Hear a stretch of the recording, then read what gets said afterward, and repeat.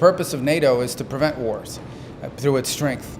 And that's why we want to see it grow stronger, spending levels among all partners that allow everyone to be stronger and makes the alliance stronger, that there is no military solution to the Russia-Ukraine conflict. This war is going to end not through a military solution, but through a diplomatic one. Well, good morning. And Marco, thank you so much for having this opportunity. I really want to say we all admire what you and the President are doing and the whole team are doing. You have been working so hard over the last couple of days in the Middle East. You are really making progress. I think this is important. This shows American leadership, not only on Ukraine, where it was the new American administration breaking the deadlock under the leadership of President Trump, but also now when it comes to the Middle East and of course all the other issues in the world, we collectively have to make sure stay stable and we need American leadership and you're providing that. Today will very much be about the summit in The Hague, and it is first of all ramping up defense spending in Canada and Europe. Nations are committed to that. We will have a debate on all the details, but this is really important because we have the ongoing Russian threat, we have the Chinese built up massively at the moment militarily, and of course the terrorism, the terrorist threat, which is still ongoing. But we also have to ramp up the defense industry because with only money we are not there. We also need the defense industrial output to make sure that we can fight off any threat to NATO territory. And of course we will discuss Ukraine, how to make sure that we bring Ukraine to a lasting and durable peace. Again, welcome and thank you for your personal leadership on all of this, Marco. Thank you, and I think today's meeting sets up what I hope will be, I believe, will be a very successful leaders level meeting coming up very shortly. NATO has the opportunity to grow even stronger in the alliance. The alliance is only as strong as its weakest link, and we intend and endeavor to have no weak links in this alliance. So it's setting up nicely, and it's good to see. The President has just submitted a budget for $1 trillion of defense spending, which is unheard of, it's unparalleled. And it's not just spending money, it's spending money on the capabilities that are needed for the threats of the 21st century.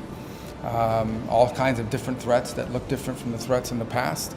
And so I think today sets up that leaders meeting, which will be very productive. I also think, obviously, that the big issue on everyone's mind is what's happening with Russia and Ukraine. The President of the United States has been abundantly clear he wants the war to end.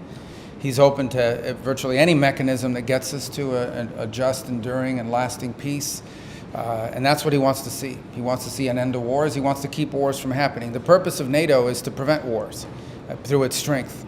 And that's why we want to see it grow stronger, spending levels among all partners that allow everyone to be stronger and makes the alliance stronger.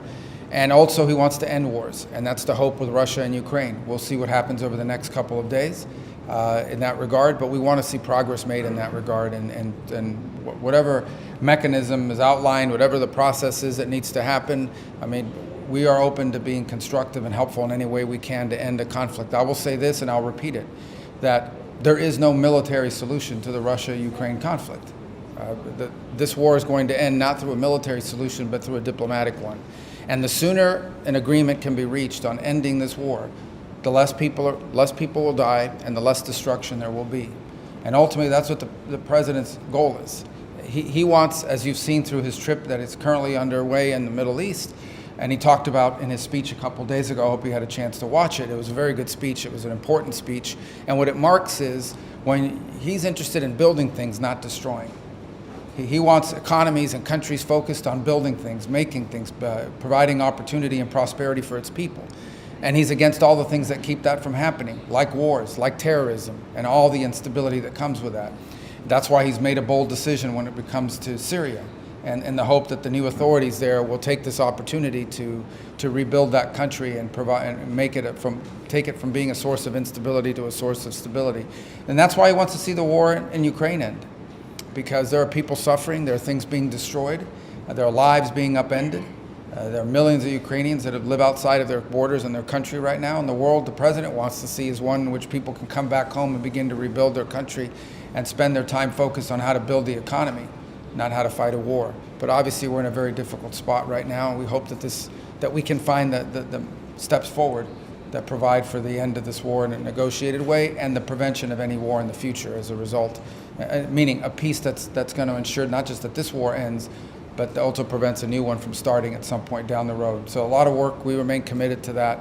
Obviously, like everyone else, impatient. We want to see it happen, and but it's difficult. But hopefully progress will be made here soon. Thank you Thanks so much. Thank you. Thank you.